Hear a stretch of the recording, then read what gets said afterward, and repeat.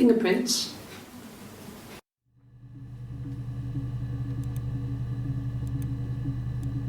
No, no one has been in the last few weeks. We had a plumber come in 3-4 weeks ago. Someone summoned you from the rock.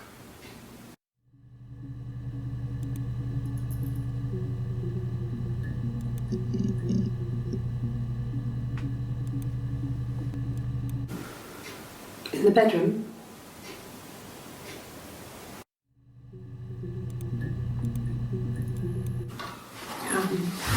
I hoover, I dust every week, maybe less.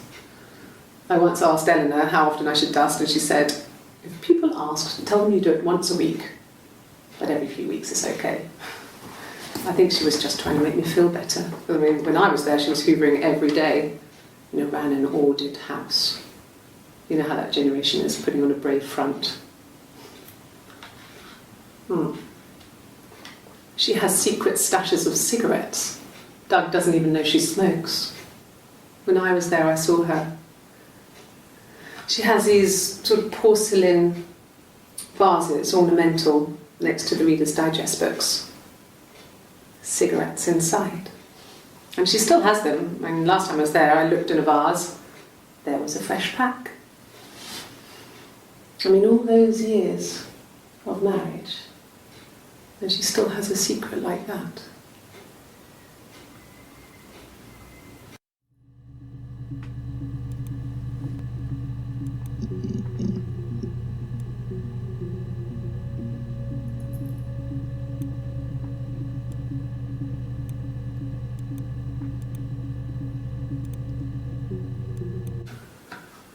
A week or so ago, it would have been the Saturday before my birthday.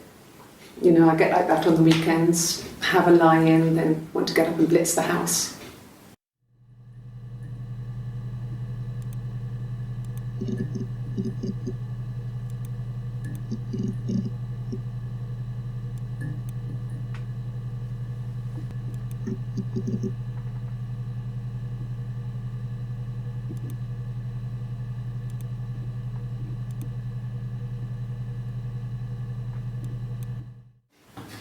Fingerprints.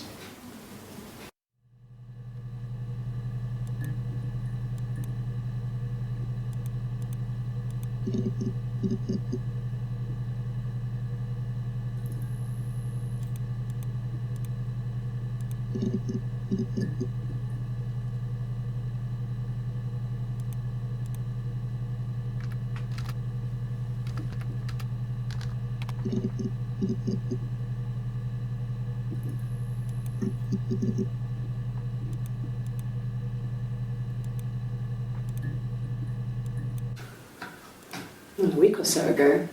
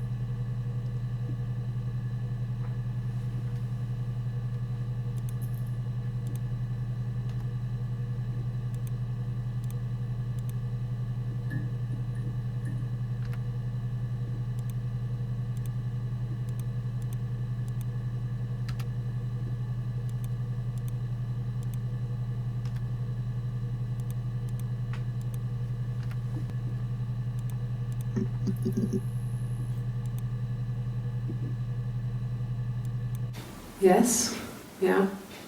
I would have cleaned them. I changed the sheets too, with the fingerprints in all those places.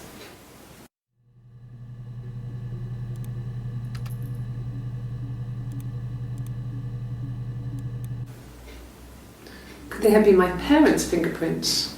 I'm not sure how long they last for, but is that possible?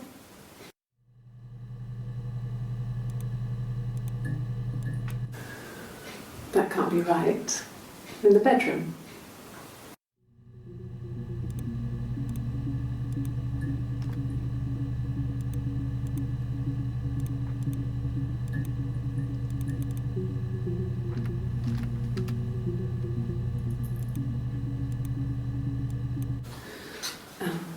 I sleep on the right side of the bed as you come in from the door. You can tell because I have 2 pillows and he just has 1.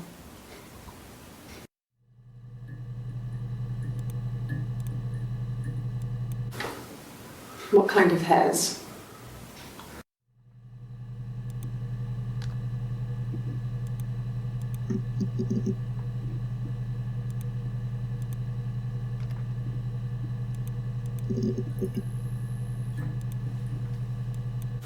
A wig? You mean, what type of wig?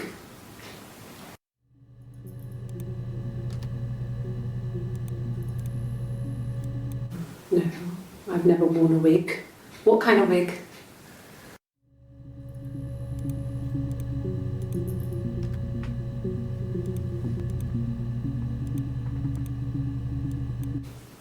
Could the hairs have come from somewhere else? I mean, could they... We have a lot of dolls in the attic. There's a Rapunzel doll with long blonde hair. Could they have come from there?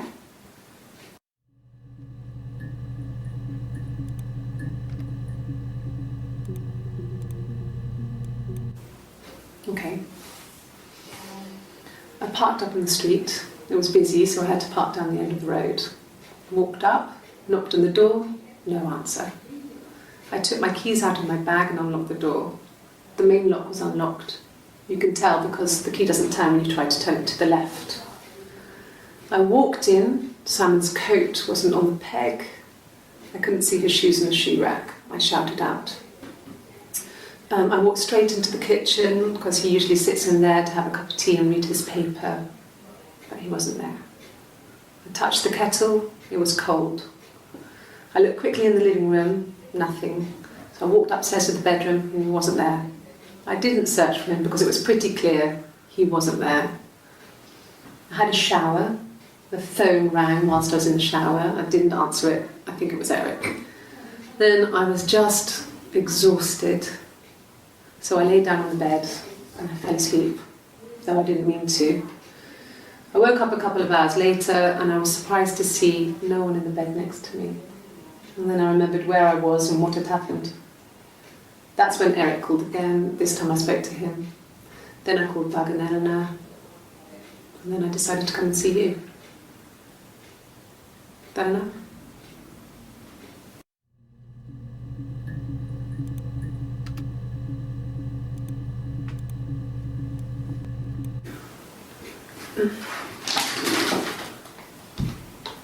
Yes, this is it. He made it himself. It's a special one-off. He made it. He decorated it. That's his thing. Where did you find it?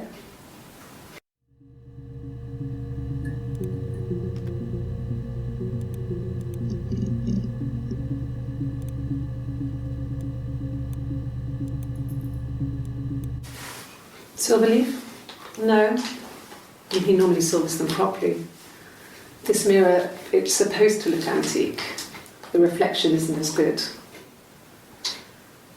It's the perfect mirror for someone who doesn't like to look at their own reflection.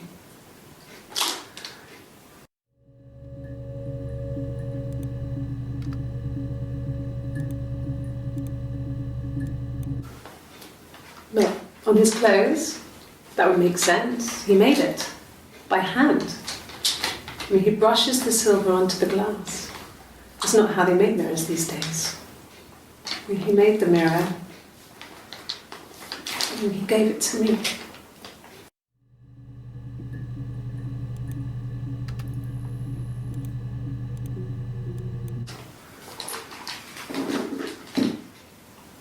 On his throat. How?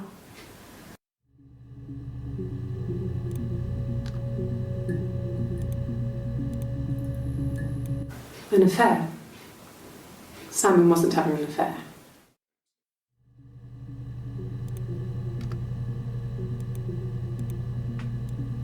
No, Simon wasn't seeing another woman.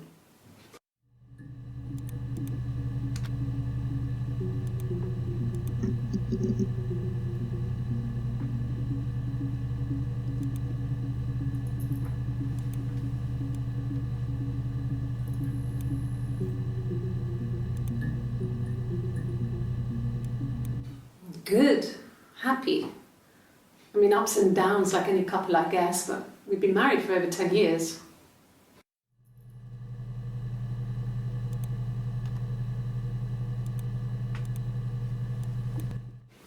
I don't know if anyone really changes. You just become more yourself. Simon was my prince, and that hasn't changed.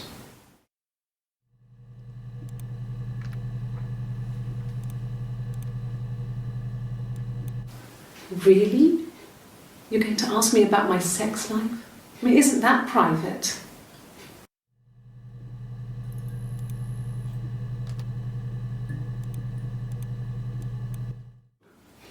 Are you married? How is your sex life?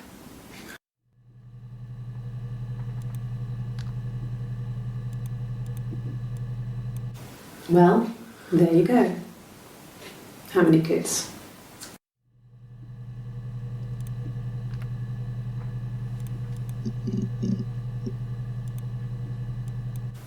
So, our sex life is probably fairly average for a couple after 10 years of marriage.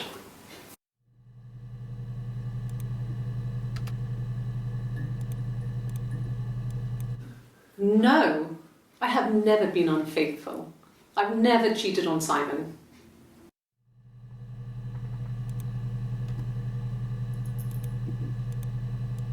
No, you're talking to the wrong person if you think I'm some kind of slut. If you think I'm the kind of person that would have had sex with all those guys.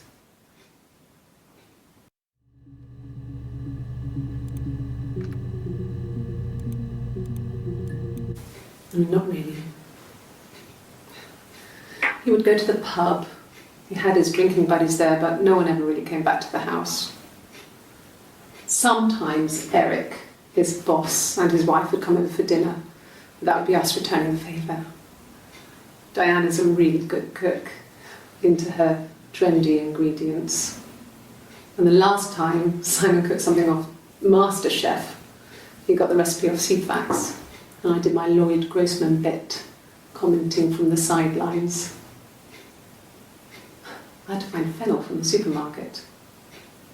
Have you ever eaten fennel?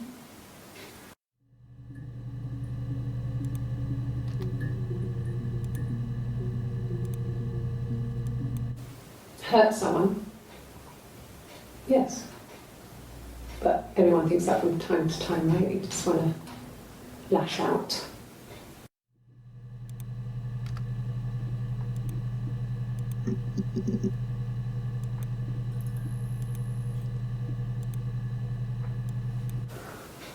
Well, my friend Eve.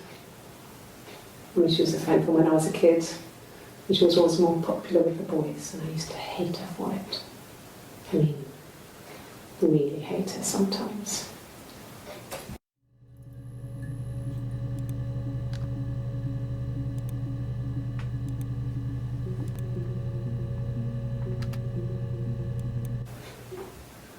Yes. We'd fight. We fought on the beach once, and I held Eve's head underwater. There was no one else around. It was at the far end of the beach, and I held her head under, and I kept it under. And for a moment, I just wanted to kill her and watch her drown. But that was it. It was just a moment. We made up after. It was a love-hate relationship.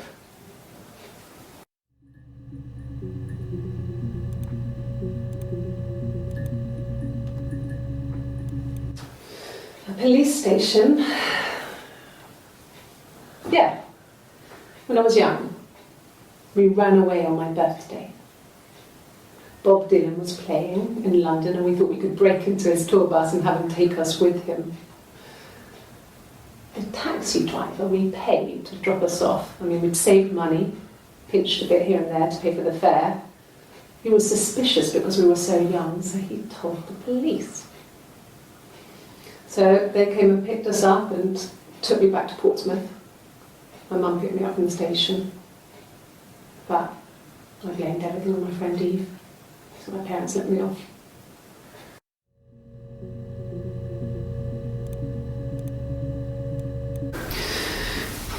Maybe a fresh cup of tea?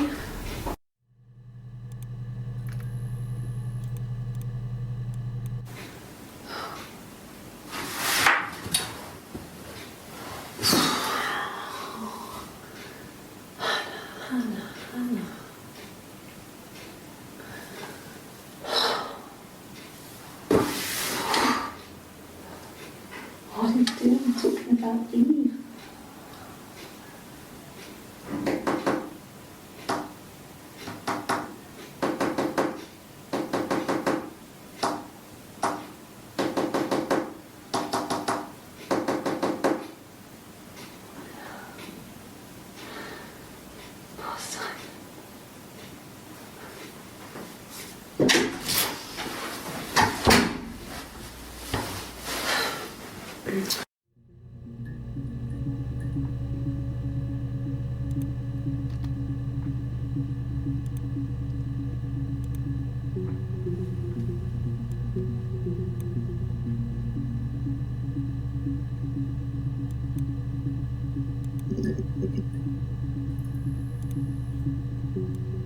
Just the one sugar. Thanks.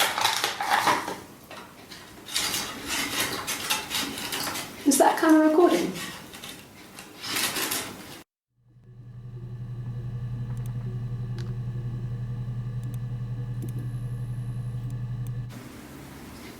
No. 1984 was an awful year in the end. We were living at Doug and Eleanor's. I lost the baby at the end of spring and my parents died in the summer. It was a hot summer, a heat wave. So when they discovered the bodies, it was just awful. Because of the circumstances, them dying together like that, they brought in a lot of police. A forensic entomologist. I had to look that up. It was because of the heat. It was just awful.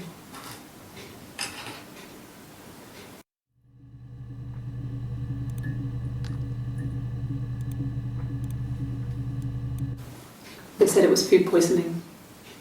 There was something in the food they ate. My dad liked to pick mushrooms, grow them too. They said it was the mushrooms.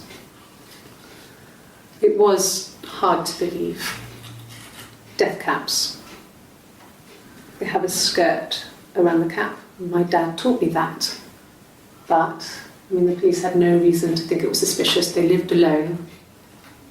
And no one had any reason to hurt them.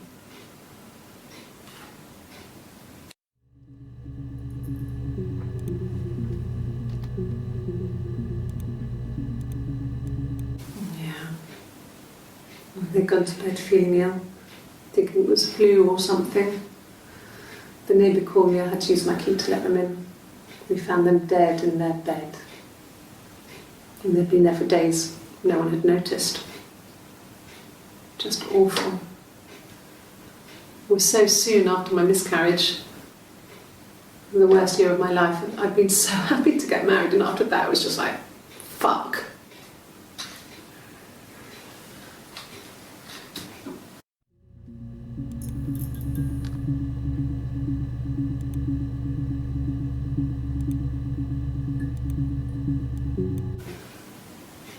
Yeah.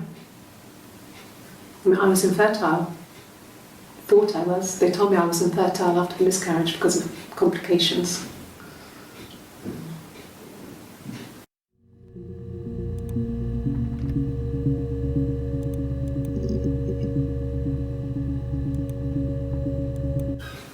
I would have been a good mother. I was young, but I would have been a good mother. She was a girl, by the way, the baby. We were going to call her Sarah. Simon wanted to call her Ava after his nana, but I didn't want her to have a symmetrical name.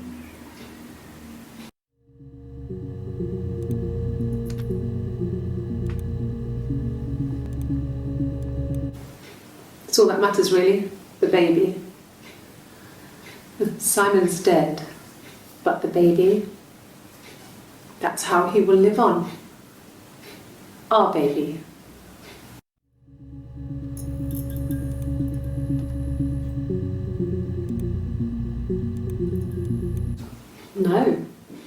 No, Simon didn't play guitar. He wasn't very musical.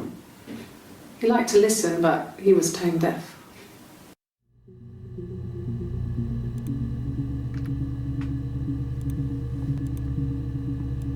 Yes. Yeah, it's my guitar.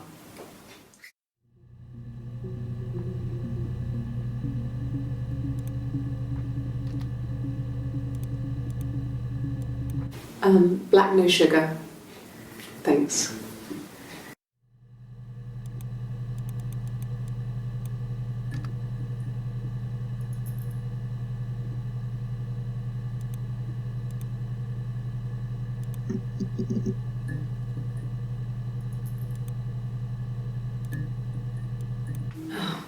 Okay. I parked up on the street. It was busy, so I parked down the end of the road. I walked up to the house, I knocked on the door, no answer. I took my keys out of my bag, unlocked the door. The main lock was unlocked. I could tell because the key wouldn't turn when I tried to turn it to the left. I walked in, Simon's coat wasn't on the peg. I couldn't see his shoes on the shoe rack. I shouted out for him. I walked straight into the kitchen. He usually sits in there to have a cup of tea and read his paper. He wasn't there. I touched the kettle, it was cold. I looked quickly into the living room, nothing. I walked upstairs to the bedroom, he wasn't there. I didn't search for him because it was pretty clear he wasn't there. Then I had a shower. Whilst I was in the shower, the phone rang. I think it was Eric, his boss. I didn't answer it. Then I came out and I was just exhausted. So I lay down on the bed and I fell asleep, but I didn't mean to.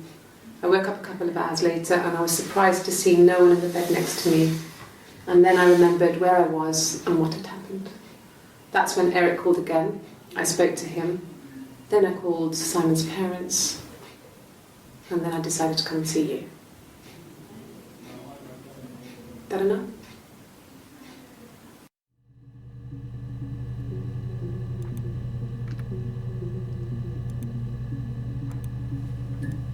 Yes. I speak with Eleanor at least once a day. Not that there's anything much to say. It's more just...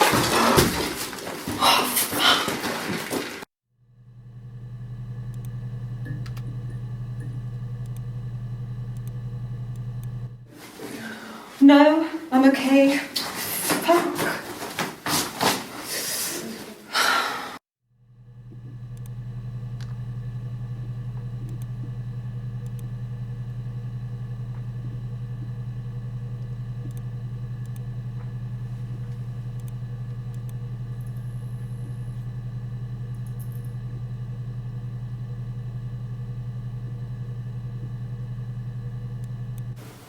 Oh, my tattoo. I got it to express my individuality. It's an apple and a snake.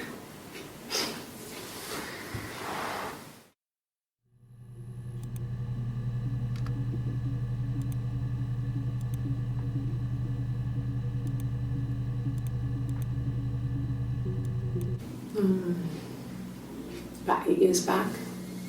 It was a present to myself. I shouldn't even be drinking coffee with the baby. It's been hard trying to give it up. I think they say you can have 1 cup.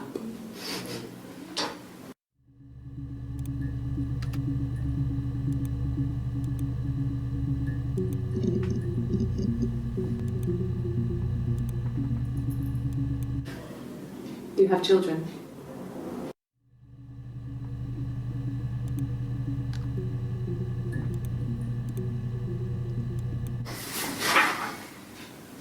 Cute. You must love them very much.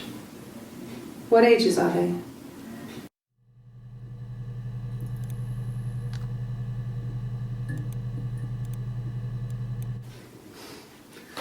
Must think it's very cool that their dad is a police detective.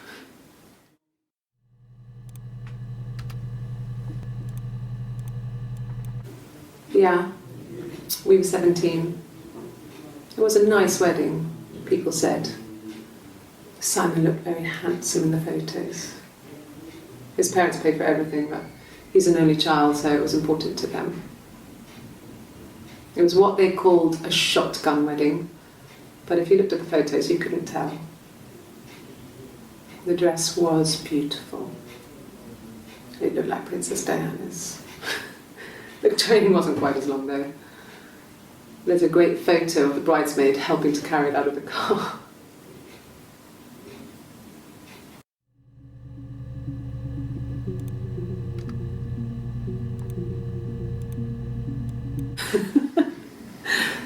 Was he my first? No need to be so coy. No, he wasn't my first. That would have been Carl. He was a local boy in a band. He was a bit of a shit, but he was sexy. We were 15.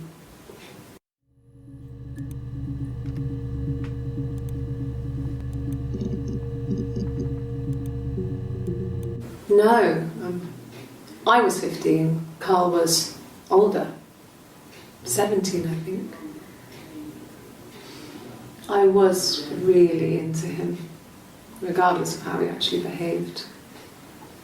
Lots of drunken teenage sex. We did it in a church once. Stupid.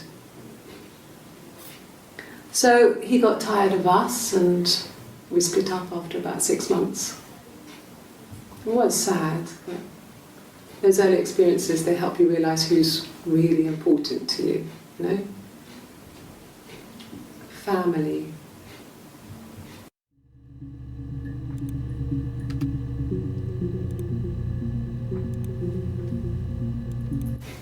Family. So, Carl fucked off, and then there were other boys here and there, and then Simon.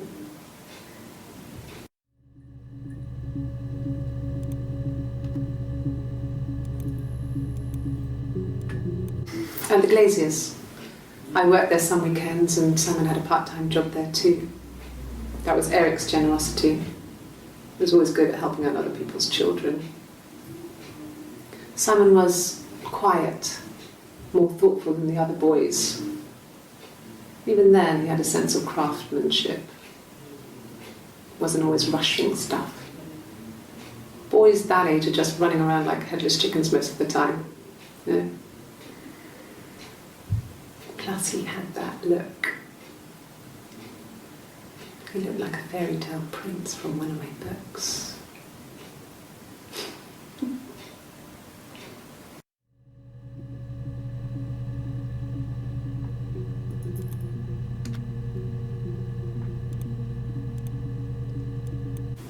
I wouldn't say that. It could be passionate. It's just, it was more than that. It wasn't just sex like it had been with the other boys.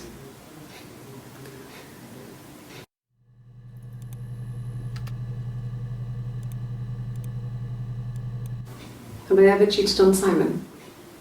You asked that question yesterday.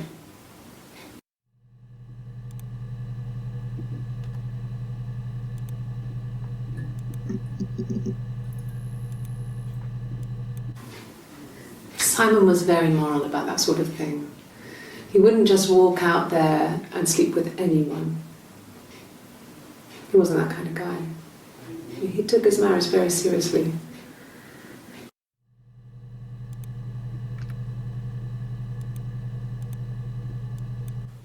Simon never cheated on me. He was devoted to me, and I was devoted to him. Nothing in life is easy. We were good to each other. Life isn't a fairy tale. You do what you can.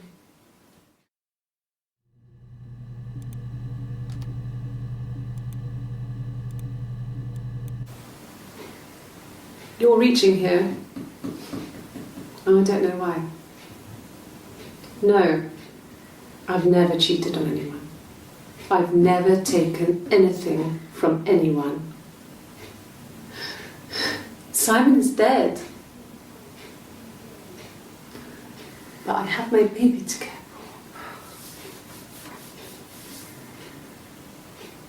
for. Why are you trying to make me sad? Why are you so obsessed with sex and affairs? You cheated on your wife. Is this your thing?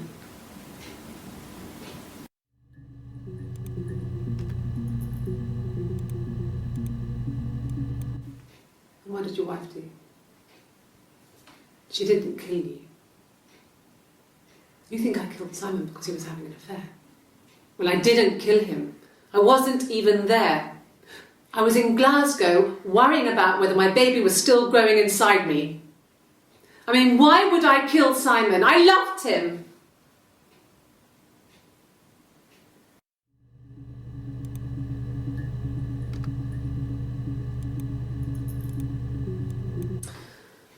This other person doesn't exist. I don't know what the blonde wig is, but it could be anything. Have you looked at the cat flap?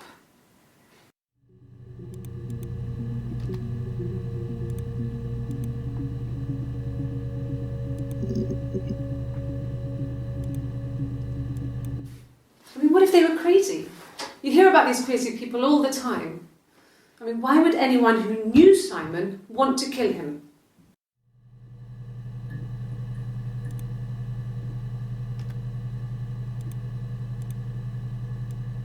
No, I've had enough coffee for today, thanks. Glass of water.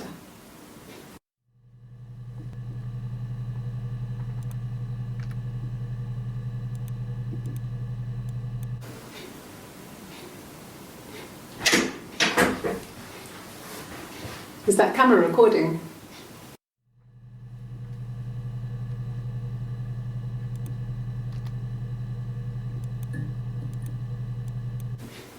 If you put me on You've Been Framed, I want the money.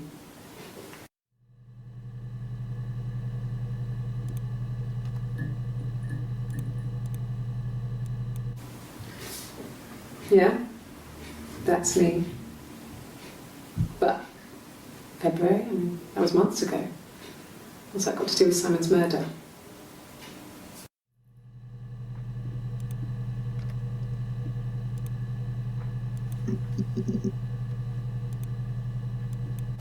Well, I don't know. I probably had to pop out and get something, that's why I was speeding. And that wouldn't have been noted on my timesheet. But I really can't remember back to February.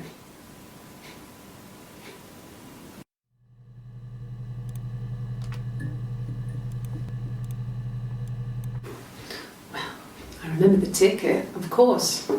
I paid it without telling Simon. Didn't want to get told off. And they put points on the licence.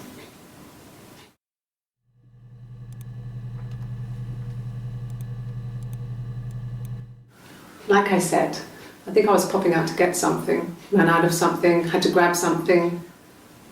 I sometimes drive too fast. If you want, you can arrest me for that.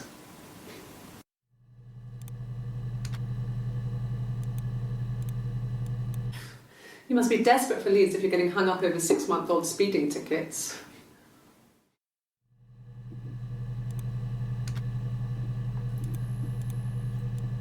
There was a conference, something to do with double glazing, in Oxford.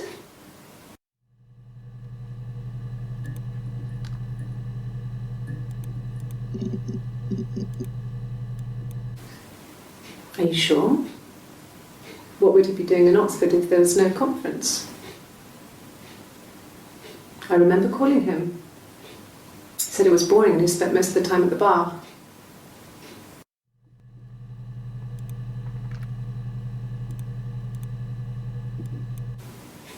And the hotel said he was there?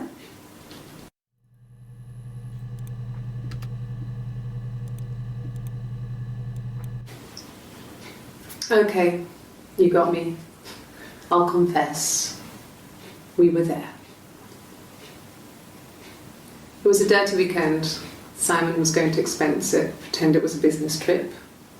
I used a made-up name. We stayed at the hotel, had room service, didn't leave the room, had a great view of the river, and you could hear the church bells. Like you said, it was very romantic.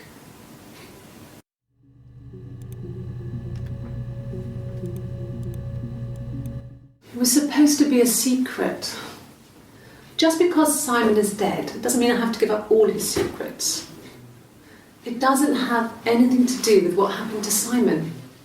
No one murdered my husband because he cheated his expenses for a romantic weekend in Oxford.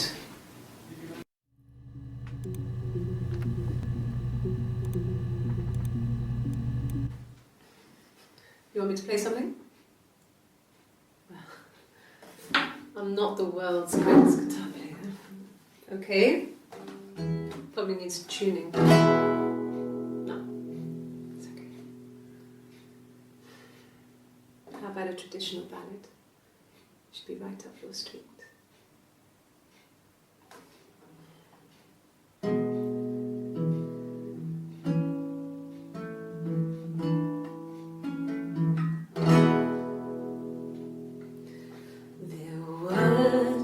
Sisters came walking by the sea. Oh, the wind and the rain.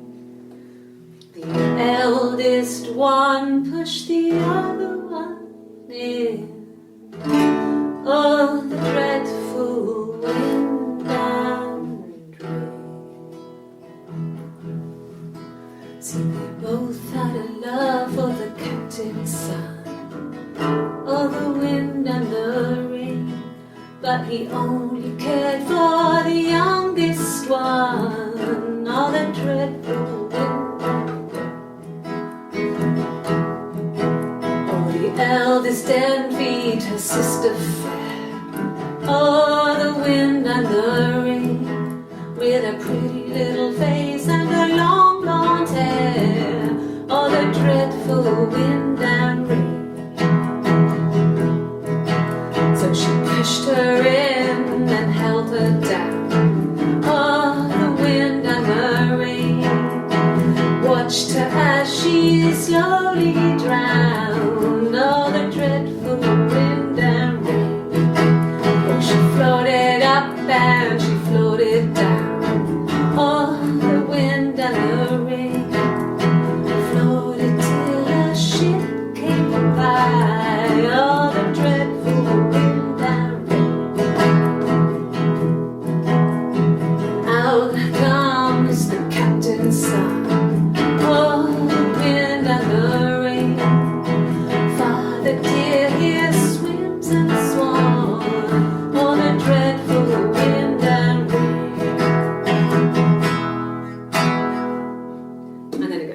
So I think that's a good place to stop.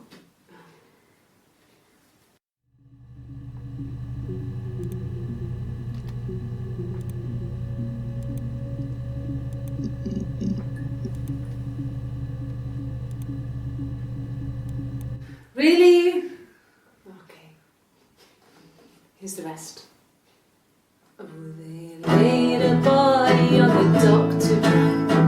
Oh, the wind and the rain, till a fiddler with a fiddle came walking by. Oh, the dreadful wind and rain.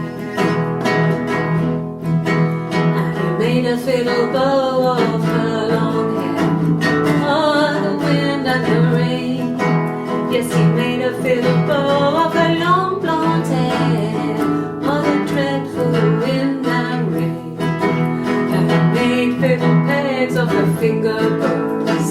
Oh, the wind and the rain.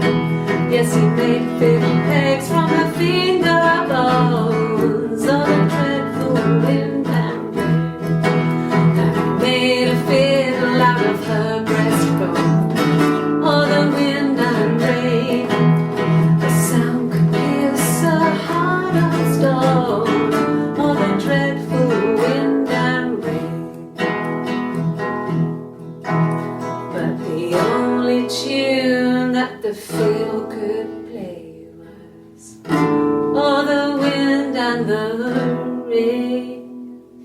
Yes, the only tune that the fiddle could play was, oh, the dreadful wind and rain.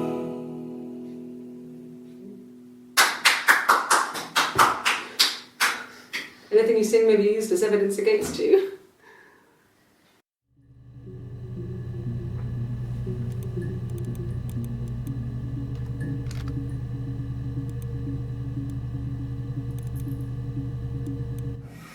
Simon and Eric arguing? No, I can't imagine they'd be arguing. And they get on so well. Unless it was something to do with work. Maybe Simon was being too much of a perfectionist. But I don't know. You should ask Diane.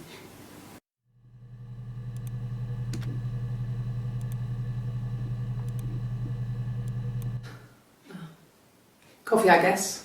Milk and sugar.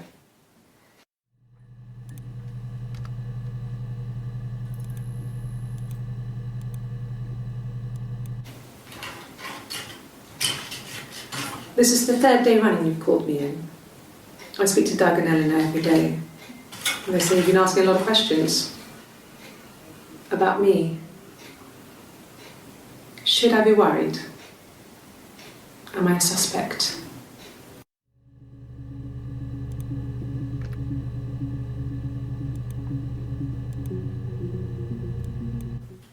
I don't see how it's hard. We've established I was in Glasgow when he was killed. You've spoken with the hospital.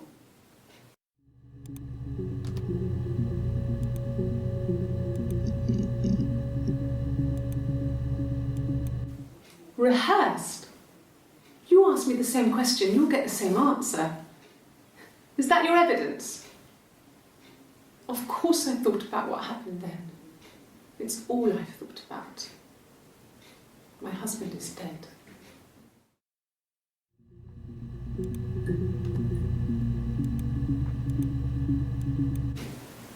Twins? Really? Are you really asking me that question?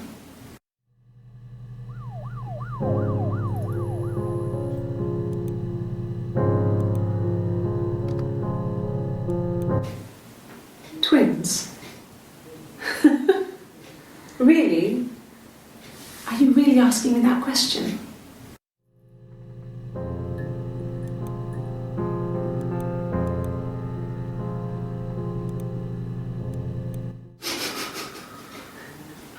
Are you out of your mind? Twins?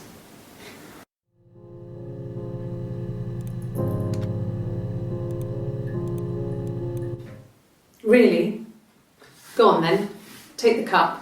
Run your fingerprints. They'll match. Fucking do it.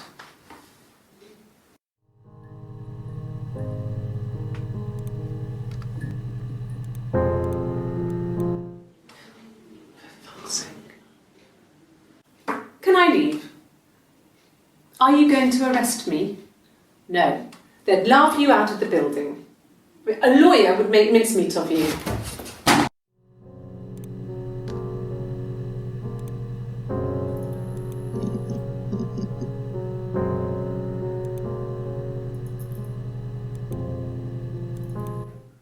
Are you arresting me?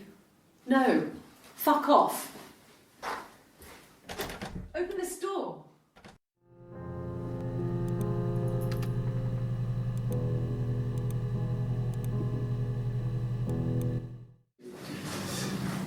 This is a nicer room. Is this where you take people when it's time to arrest them?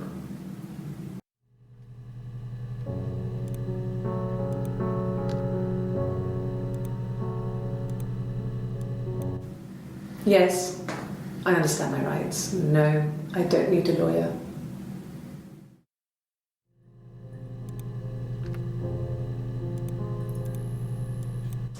Yes, no lawyer. What are you going to arrest me for?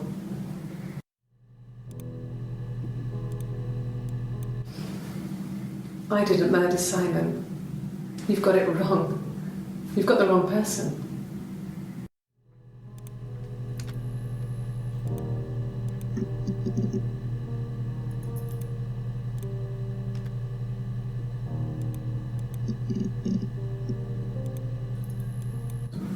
Yes, I'll take a lie detector test.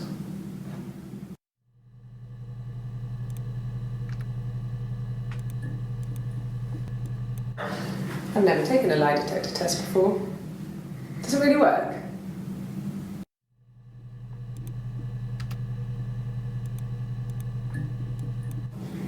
Yes, my name is Hannah Smith. Oh, shit. Sorry.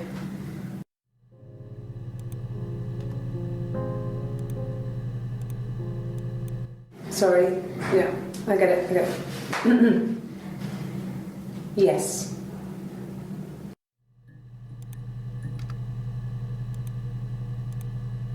Yes.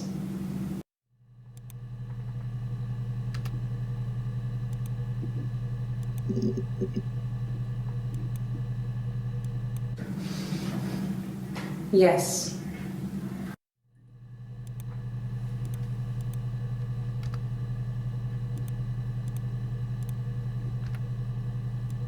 No.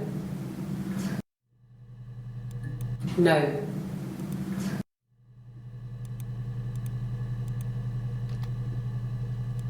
Yes. Yes.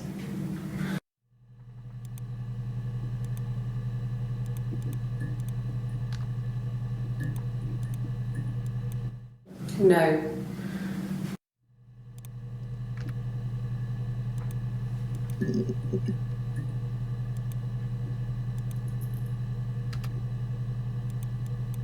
No. No.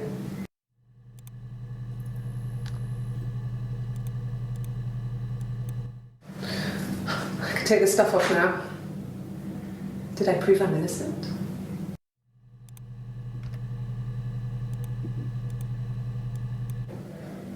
My name. That was the only question I failed. Your lie detector works.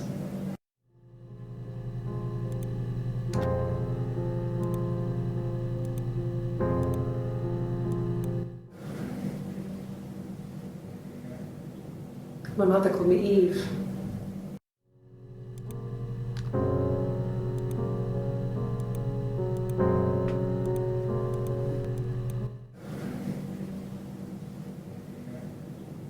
My mother called me Eve.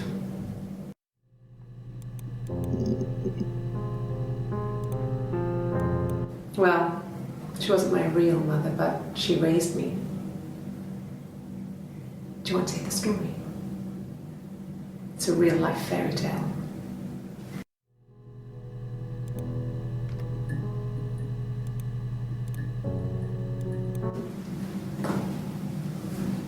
Across the road, where my parents first lived there, was a midwife called Florence. When Hannah was born, I was born at the same time. The midwife was there to help. I'd been throttled by the cord, probably wrapped around my neck by Hannah. The midwife told my mother I was dead. But I wasn't. She wrote all this stuff in a diary. Amazing what people will admit to on paper.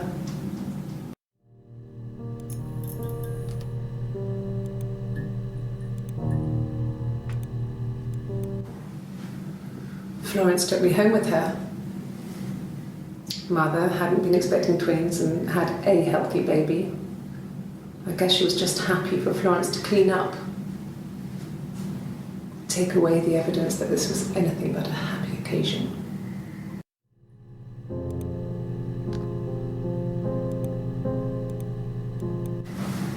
Florence raised me in her home.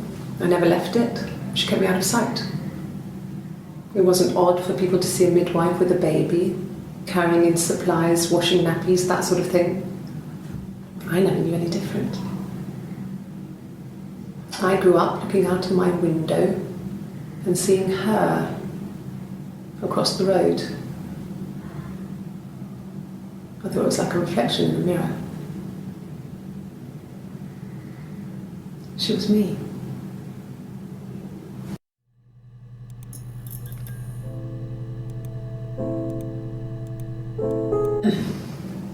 Yes.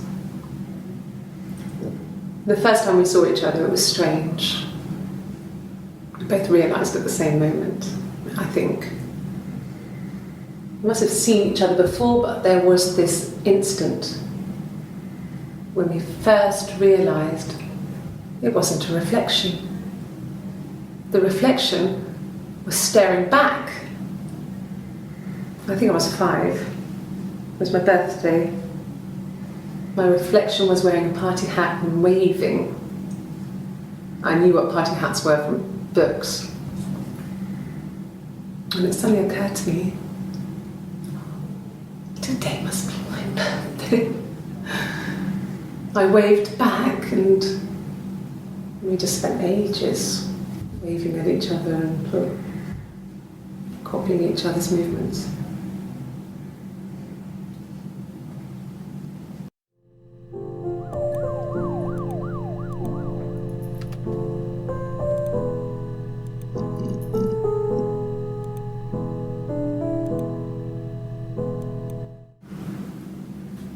Mother wanted me to grow my hair long, but I kept cutting it myself.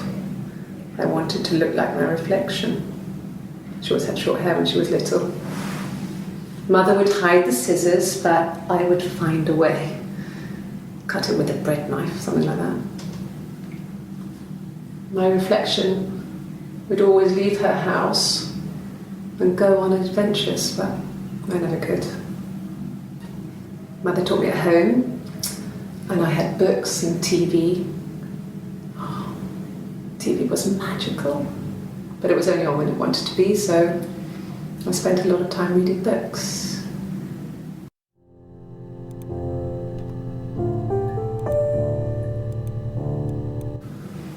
Fairy tales. Stories about lost princesses, evil witches, magical mirrors and lost children. So you see, even before I knew the truth, I'd found it in those stories.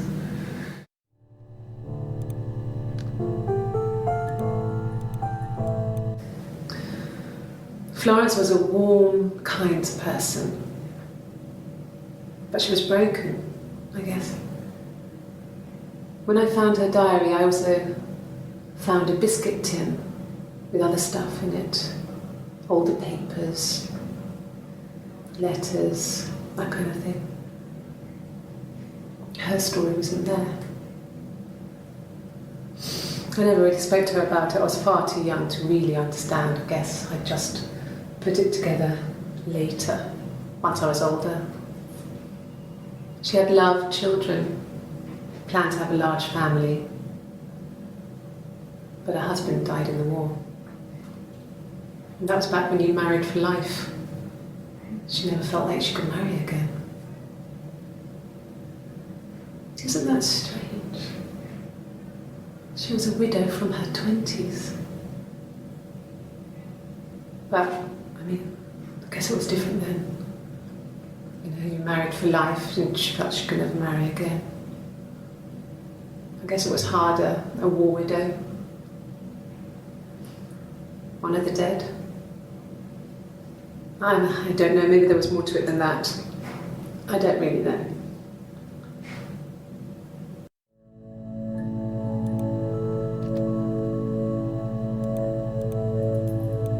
No, it was just me and her. It was the name they were going to call their first child. They talked about it and were going to try when he came back. Florence's family had a history of firstborn girls, so they were convinced it was going to be a girl. It's hard to know if this is all true. These are stories I remember that I read when I was a child. Maybe I misread, maybe I misunderstood.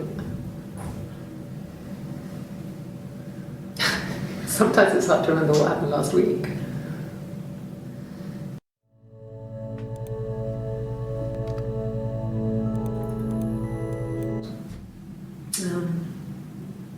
When I was 8, Mother died. She slipped down the stairs. It was an accident. I had read a diary at that point and I knew she wasn't my real mother. So I burned the diary that day and I left. Walked out and across the street.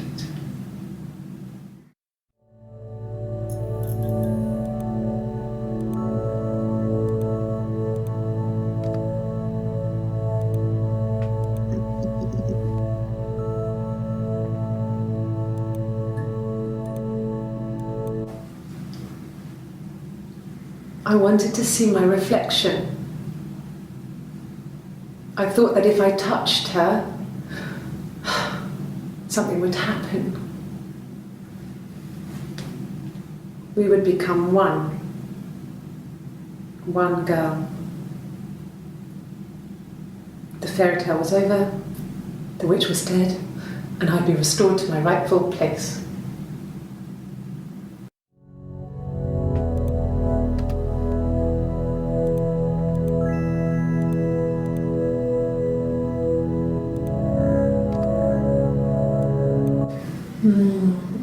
She recognized me from the window. She told me to come inside and she hid me. They had made the attic into a place where Hannah could play. There was a dollhouse. She hid me up there. No one else ever went into the attic. It was her place.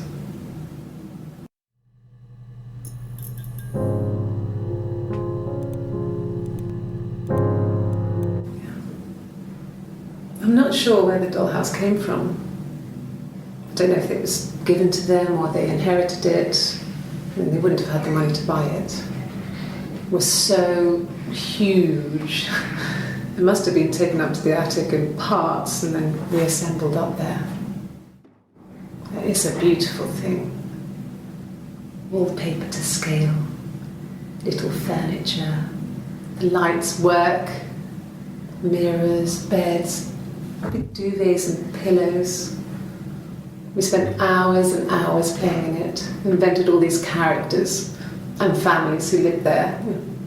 We wrote paperwork for them all, passports, diaries, and gave them all really elaborate stories.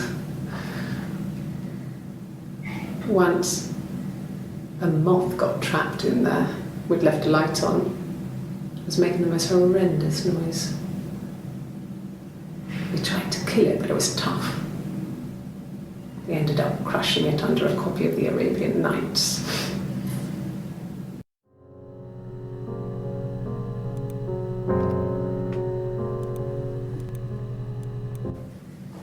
It just became our way of life.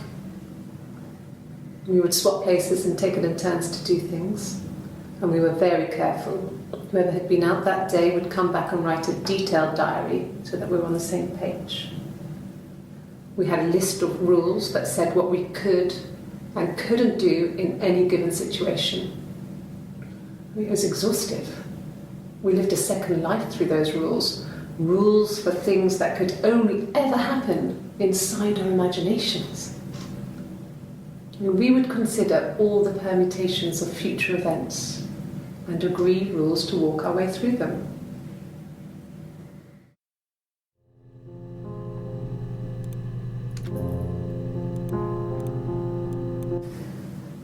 If one of us got hurt, the other one would have to be hurt too.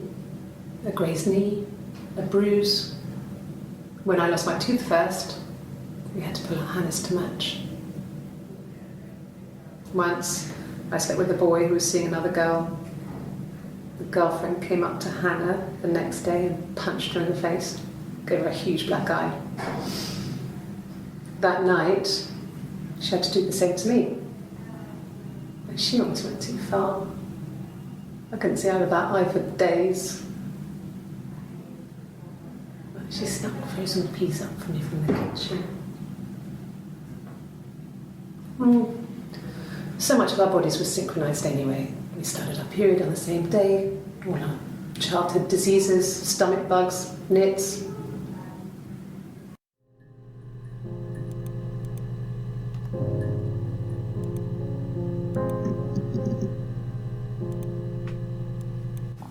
Mum and Dad had never had any reason to notice. They were always busy. If Hannah was eating a lot, they didn't mind. She didn't put on any weight. That girl has a healthy appetite. If they heard us talking in the attic, they just thought it was Hannah playing one of her games, and that Eve was our imaginary friend. Once, she was already up and dressed and ready to go to school, and I snuck down for a piss. Mum saw me in my underwear, she went mad. Get dressed this instant! So I ducked into our bedroom, and seconds later, out came Hannah, dressed and ready. Mum was amazed.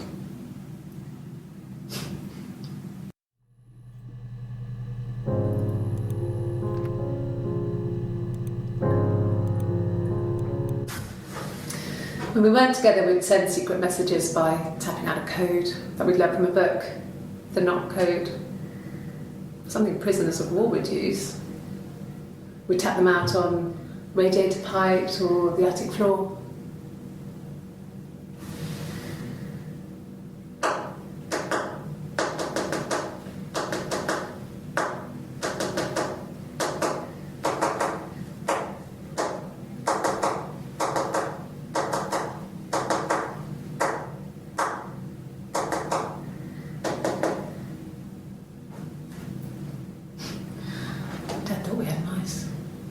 But they couldn't find any. Bought a cat anyway.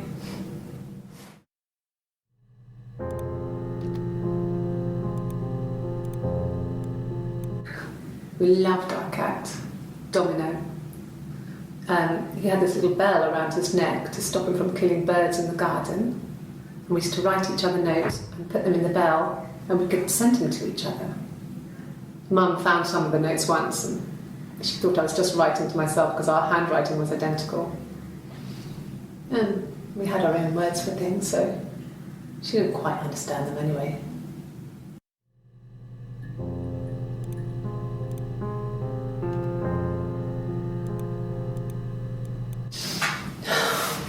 We were obsessed with fairy tales. Not just the pretty ones, but the traditional ones. They were dark and real, bizarre and violent. Felt like life. We had this huge old book that I think Mum must have bought from a library sale. The illustrations had thin tracing paper over them to protect them. They were in colour, shiny plates. At the front of the book was an index of illustrations. We read that more than the actual stories. We'd read aloud the captions and flip between the pictures. There was something intimate about peeling back the tracing paper, undressing the pictures. Rapunzel's hair is cut. The eagle plucks out his heart. The princess pricks her finger.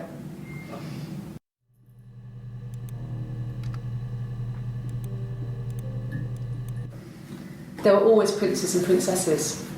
They were the special people, more important than the other characters in their stories. We knew we were like that. Twins. Magical. We were the princesses. We had a poster of Princess Diana from the newspaper up in our attic.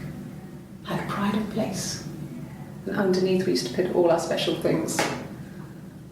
When her engagement was announced, we were obsessed with everything she did.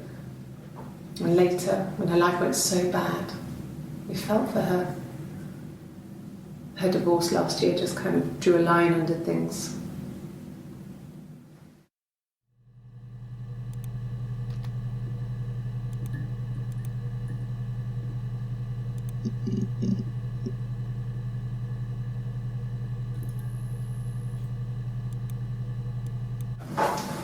When beautiful people died, we always felt like it was a sign.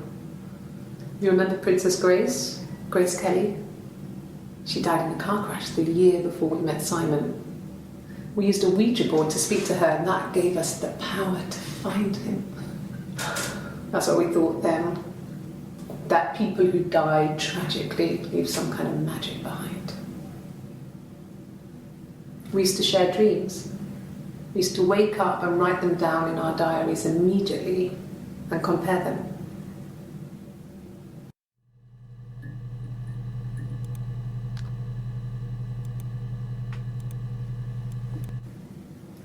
Mum and Dad never knew what was going on.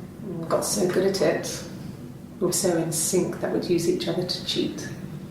If one of us had a hangover, the other one would go to school. Whoever was best at a subject would sit the exam. There were lots of differences between us. Some things one is better than the other at.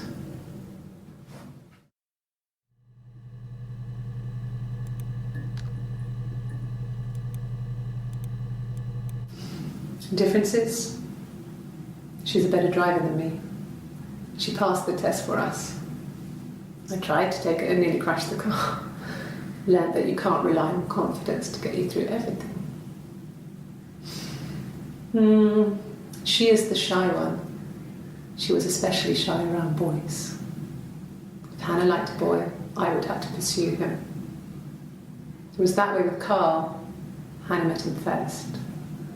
She had such a crush. I let him take my virginity after a night that his band had played at. It got difficult. When I was with Carl, we would have sex, but Hannah couldn't let him see she was a virgin. She had lots of excuses. After a while, we decided that I should take Hannah's virginity. It's not that different to a bruise, pulling a tooth, a graze. We used a hairbrush. After that, we took it in turns, though. I was always the one who seduced the boys. Until Simon.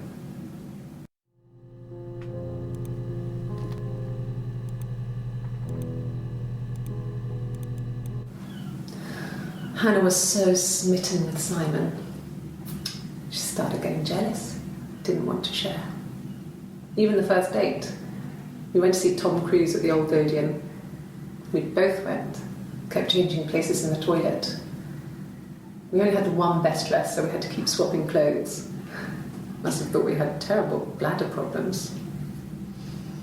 The next date, it was my turn.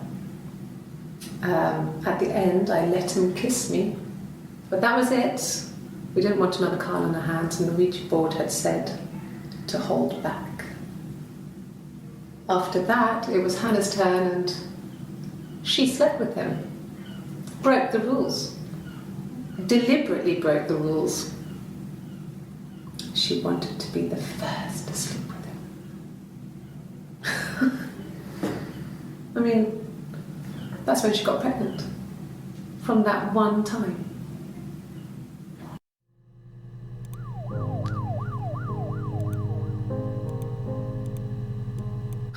Can you imagine? I tried. I tried to get pregnant too, but it didn't happen. I slept with so many boys, men. My body refused.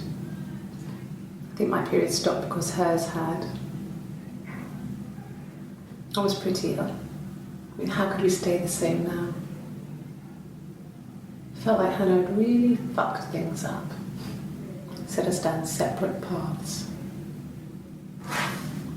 We had become different.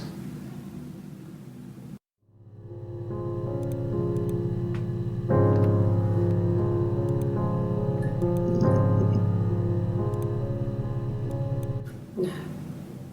The parents decided there would be a wedding. And after the wedding, Hannah moved in with his parents. There was no way I could follow. So we were separated again. I stayed in the attic. It was hard. It was like I suddenly didn't exist.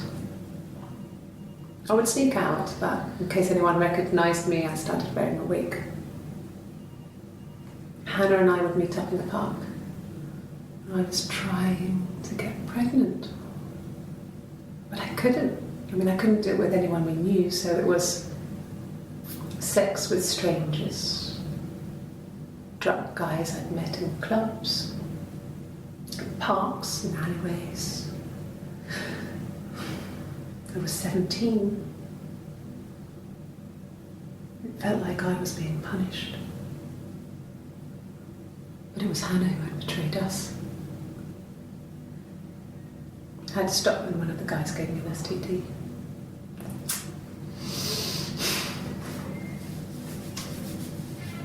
When we met up, it was disturbing.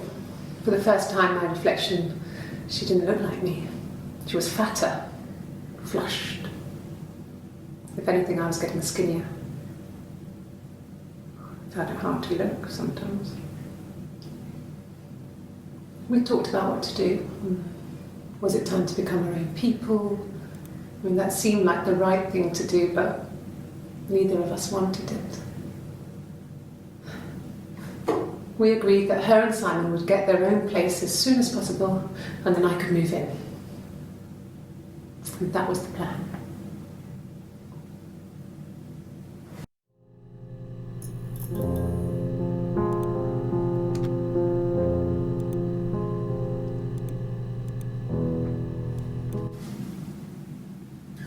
Hannah had a miscarriage.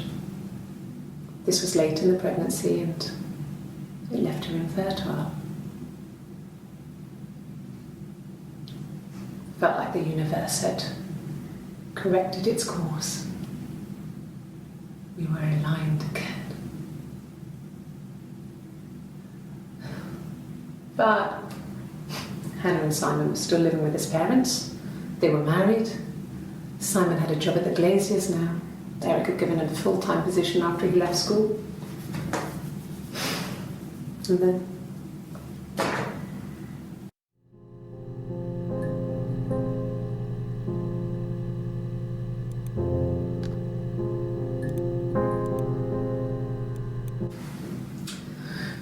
I was living in the attic. It was a very hard time. I was depressed, was still pretty sick of the STD. And I came down one morning and they were dead. They were in bed and both had been sick. They'd thrown up a lot. And I'd slept through it.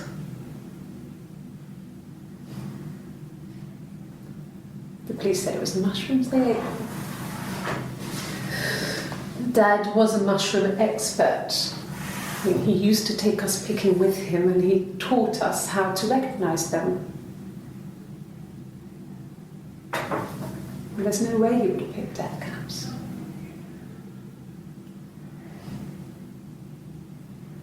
But the police believe that's what happened. They never even looked in the attic.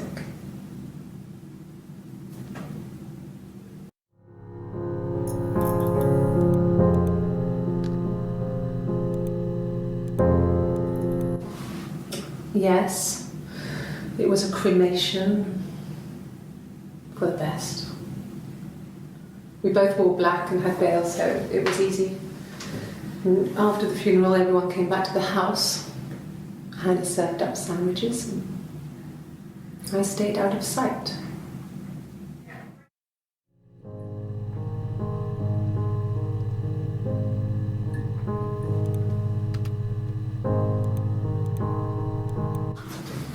The legal stuff was completed very quickly. Hannah moved back in with Simon. Eric gave Simon the week off to help with the move. He decorated, modernised wallpaper, curtains. Hannah insists the attic be left as it was, dollhouse and all. Simon never went up there.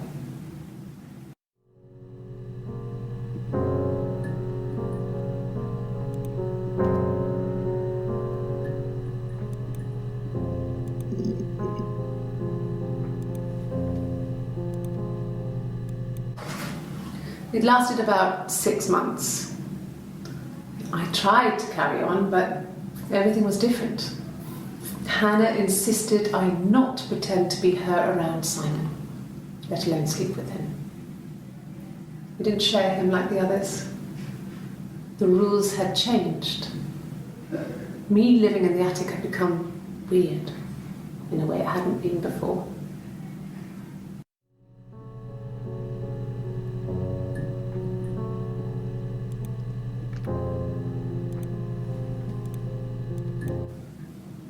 So I moved out. Got a small bed set. Got my tattoo to mark the occasion. I was singing in a bar in the evenings, so I had some money, enough money to cover my rent. And I've been doing something similar ever since. I haven't put down any roots. I don't exist.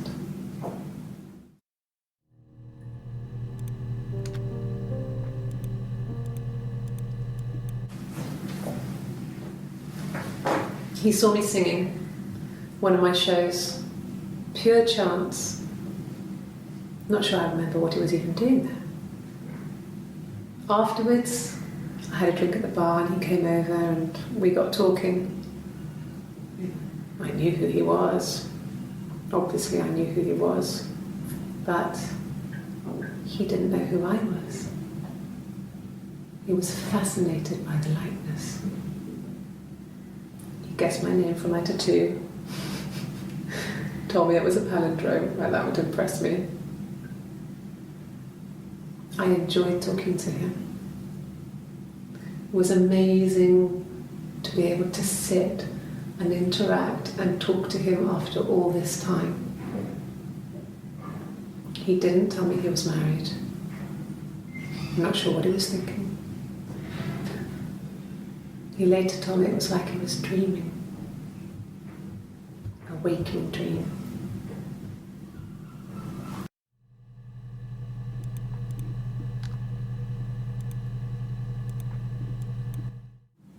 No. No, he wasn't wearing his wedding ring.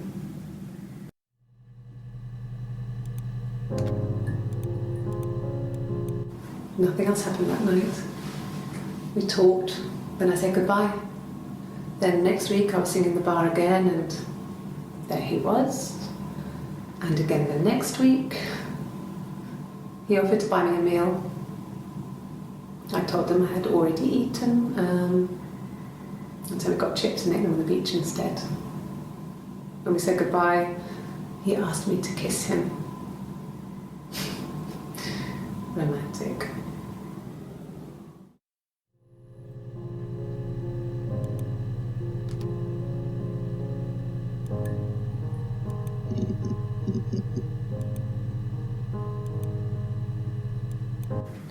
Yes. I thought about telling Hannah. I felt guilty after the kiss. But then it began to feel like this was the way it should be. Sharing, like we had before. He never mentioned her to me. There was the Simon with me and the Simon with her. It was almost like it was a different Simon. But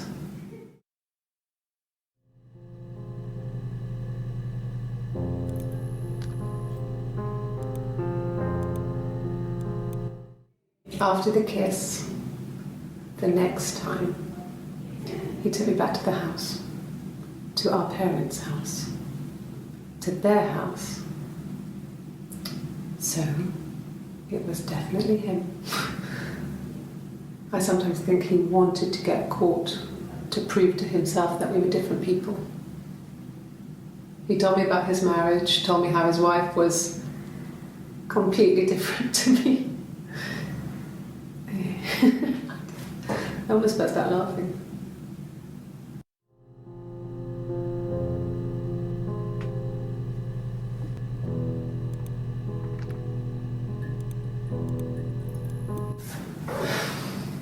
I think it was that time, the first time at the house, in his bed, that I got pregnant. Amazing, right? This fucking magic sperm. And they say lightning doesn't strike twice. I didn't tell him. I missed 3 periods. I had pretty irregular periods anyway, but 3. I had always thought we were infertile. Both of us. I didn't tell him. Just waited. Hannah and I were meeting for our birthday, and I told her because I thought she would be happy for us both. I think she was.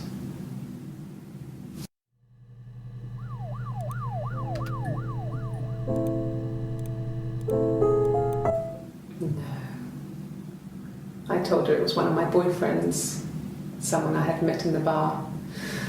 I think she was happy, but I could tell she was thinking, why couldn't it happen to her and Simon? They were the ones with the real life. Why not them?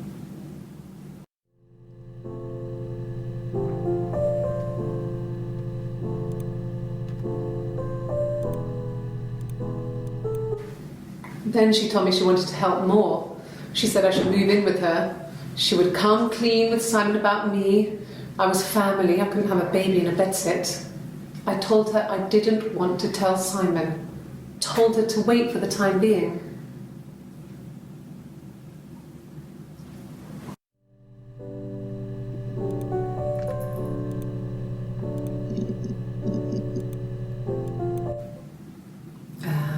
When she went home, Simon had a birthday tea waiting. Afterwards, she told Simon about me, told him I was pregnant. She wanted me to move in with them, this sister he didn't know she had. She knew that instant. The look on his face.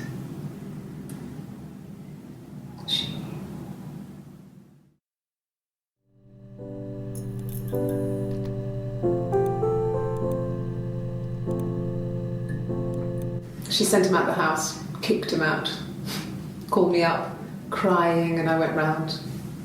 I guess I had a feeling I could hear something was wrong in her voice, but I wasn't sure what it was. She called me sister on the phone. She never calls me that.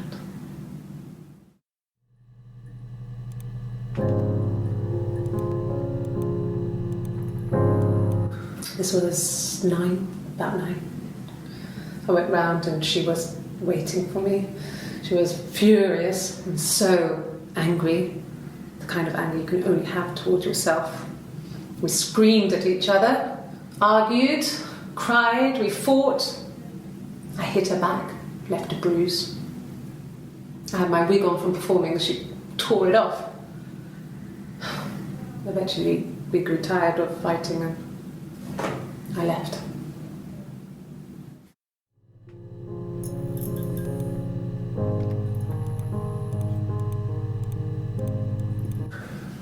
It's like I told you before, I drove.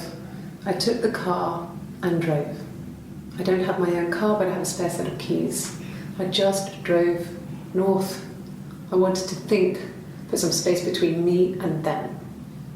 Everything I told you before is true. I stopped at Glasgow. I was tired, exhausted. I pulled out and I hit a car. My car was okay, but I was worried about the baby, so I went to A&E to get the okay. Everything was fine. Slept in the car. When I woke, I tried to call Hannah from a payphone. She wasn't answering. And then I decided to drive back. I had decided that she was more important to me than Simon.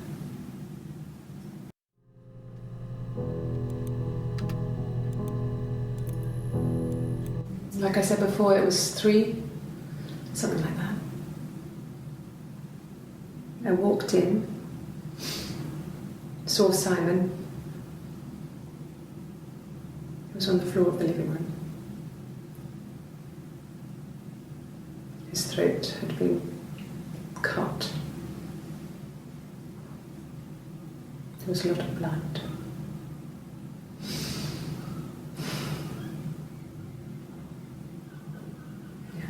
He was dead.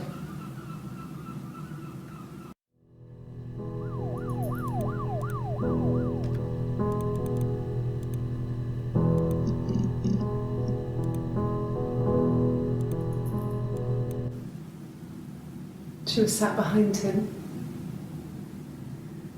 She had my wig on. And she'd been there all day.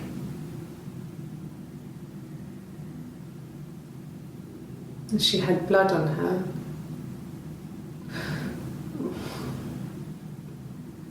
And she was in shock.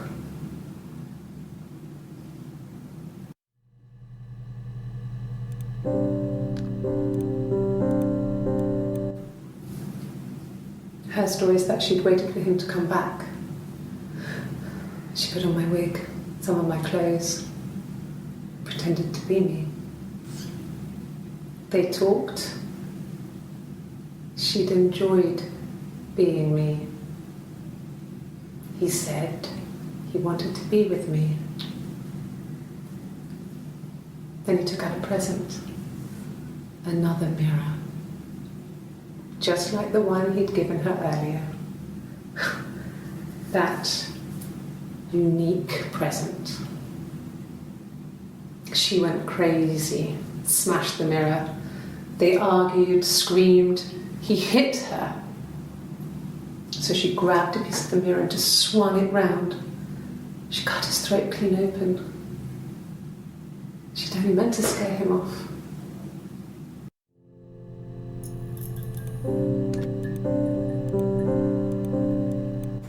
It happened very quickly.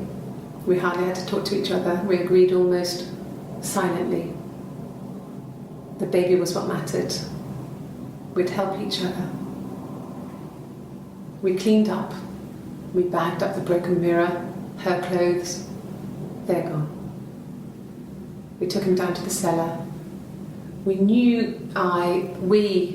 had an alibi, and we wanted the body to be found later. We wanted to have suspicion on us, so we could then disprove it, rather than have it linger.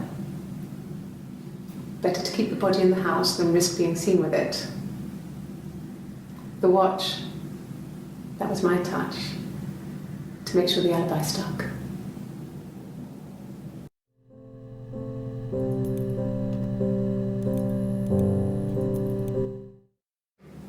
My sister is gone. And she's never coming back.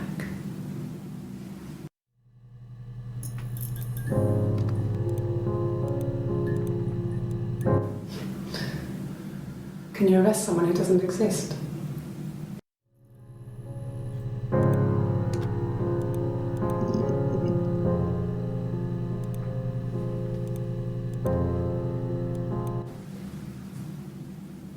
I'd like to speak to a lawyer now. Please. You have no murder weapon. You have nothing. And all these stories we've been telling each other, just that. Stories.